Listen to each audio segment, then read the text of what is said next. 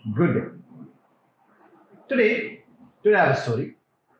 Today's story is called The Bird and the Feather Collector.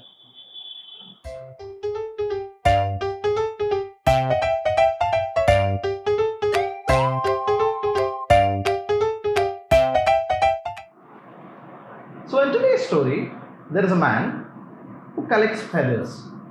He used to make beautiful hats with the feathers. He used to do all kinds of things with the feathers. He needed a particular type of feather that came from a particular bird. Okay. So he used to go every day into the forest.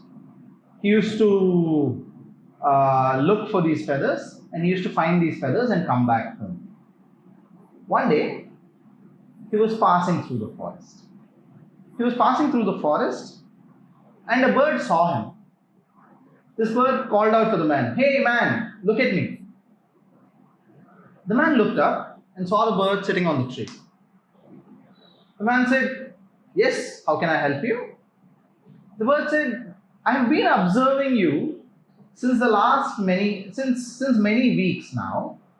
Every day you come and you work very hard to find these feathers, and then you go home.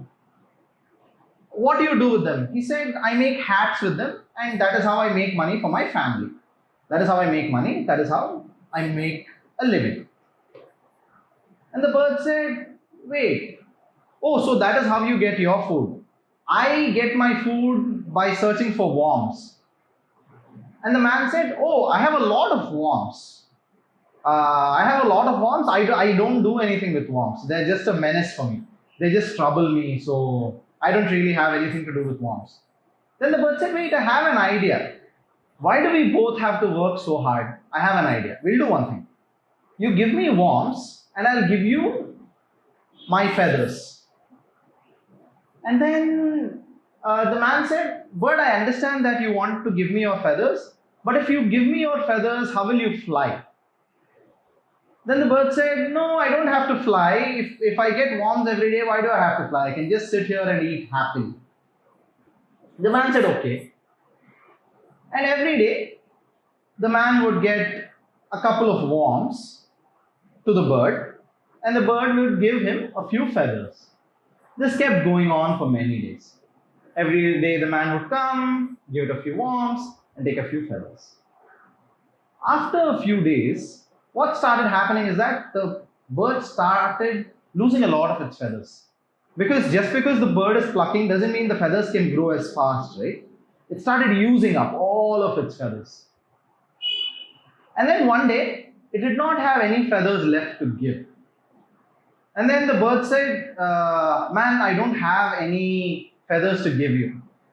So the man said, "I feel very sorry for you, bird.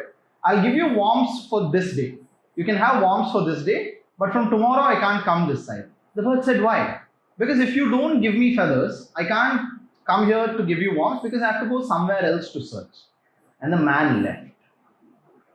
And then that day, the bird realized, if I look for shortcuts and if I don't do the necessary hard work to get something, I will be at a loss.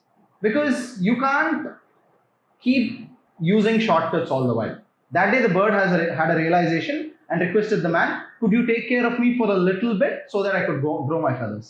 The man was kind to her and he took care of her. The bird again grew its feathers and flew happily. So, what does this story make us think about? There are two things.